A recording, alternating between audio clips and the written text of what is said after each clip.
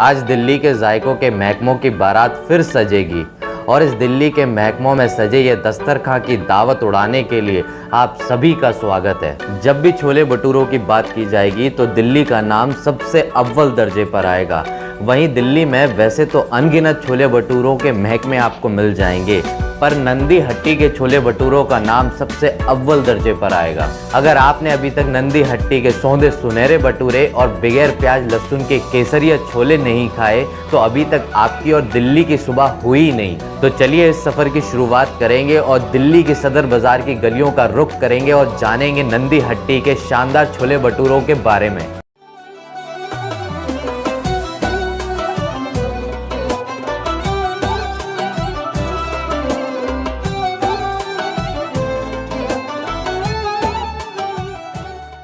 सूरज उमड़ते ही और दिल्ली धड़कने से पहले नंदी हट्टी की दुकान अपने मेज़बानों से उमड़ जाती है। इस तंग सदर बाज़ार की गलियों से गुजरते लोग और इस नंदी हट्टी की छोटी सी कलाई नुमा शॉप से निकलता हुआ धुआं और सौंदे केसरिया छोलों से मंत्रमुक्त कर देने वाली सुगंध ना जाने ही कितने सैकड़ों लोगों को खींच लाती है इस नंदी हट्टी के छोले भटूरे की ओर। 1947 के पार्टीशन में पाकिस्तान से भारी मुल्तानी और सिंधी रेफ्यूजीज दिल्ली आए और 1950 में जायकों की नई दुनिया दिल्ली के 3 मुख्तलिफ इलाकों में बसाई गई। लाजपत नगर, पुरानी दिल्ली, चांदनी चौक, जिसमें से एक इलाका ये है सदर बाज़ार और इसी सदर बाज़ार के अहम हिस्से में है ये नंदी हट्टी। बस अब रुक करने का इंतज़ार था कि हम पहुंच गए नंदी हट्टी पर। वहां पहुंचते ही लोगों की भीड़ ने हमें उम्मीद दे दी कि कुछ तो बात है इन छोले भटूरों में।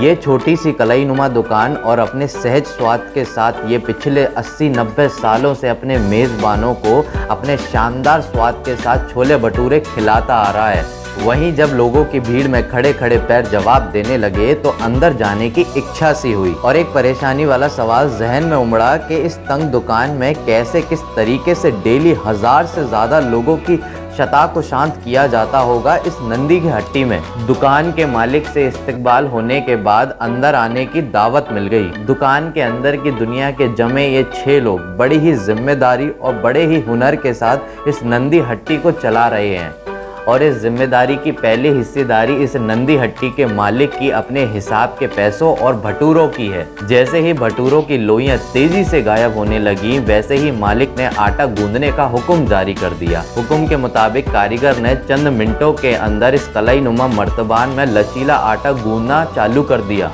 और पेड़े की शक्ल की लोइयां बनाकर एक के बाद एक सिराने से सजाना स्टार्ट कर दिया। फिर ऊपर से तेल का हल्का मलम लगा के हल्के सूती कपड़े से इसे ढक दिया और वहीं जब बाजू में देखा तो एक कारीगर तेल से भरी खौलती कढ़ाई में सौंदे सुनहरे भटूरों को आज़ाद करने में व्यस्त था।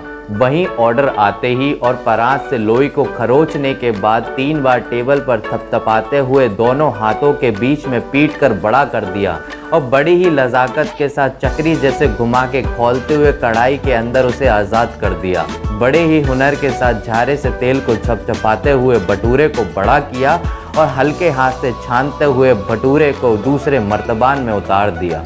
वहीं ये दूसरे भाई साहब बड़ी सी डेगचीनुमा मर्तबान के छोटे से सिराने से लगकर बड़ी सी चम्मच को अंदर डालते और बड़े ही प्यार से खरोचते हुए बिना तेल लहसुन के प्याज के सौंदे सुनहरे केसरी छोलों को इन डोंगों में सजा देते और फिर बड़े ही प्यार से लच्छेदार गाजर और अचारी मिर्च का ताज पहनाकर अपने मेज़बानों की ओर बढ़ा देते। सुबह सर ये एक तो प्रोसेस का टाइम लंबा है क्योंकि ये चने हमारे भिगोते नहीं, हम कच्चे चने बॉईल करने के रखते हैं।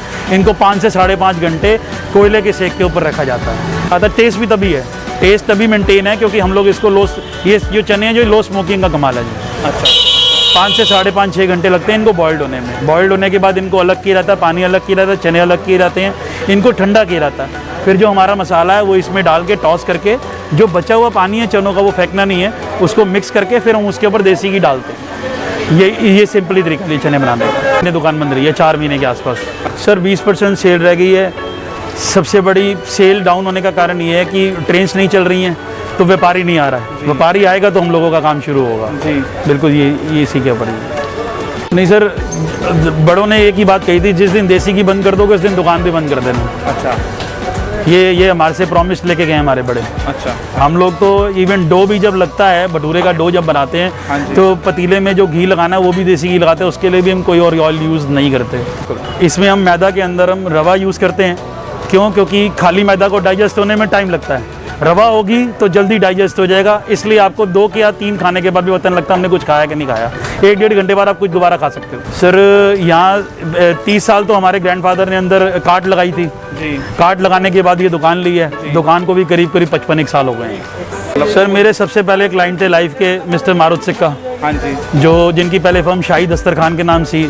अभिषेक बच्चन जी की मैरिज में भी छोले भटूरे बना के आए हम लोग। ऐसे बहुत सी अपॉर्चुनिटीज़ हमने ली हैं। विजय माल्या जी के यहाँ भी गए जब वो इस तरीके के केसेस में नहीं थे।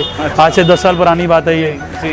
मेरे को अच्छी तरह से याद है, त्रिवेंद्रम में 7 दिन की पार्टी हुई थी लगातार, तो मेरे 7 दिन रोज़ ब्रेकफास्ट में वहाँ छोले भटूरे लगते थे। अच्छा। ऐसे बहुत सी अपॉर्चुनिटी मिली हमारे को बनाने की। जब मैम अलीज़ा जब नेहरू जी के टाइम पे यहाँ आई तो नेहरू जी ने हमारे चने बनवा के उनको डिनर कराया था।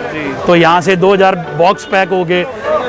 लंदन गया था अलीज़ा मैम के यहाँ, चनों का पैक हो गए। वो टाटा कंपनी ने चने पैक किए थे, मेरे ग्रैंडफादर गए थे बनाने के लिए बॉम्बे। अच्छा। ऐसी बहुत सी अपॉर्चुनिटी हैं जो हमारी फैमिली को मिलती रही हैं।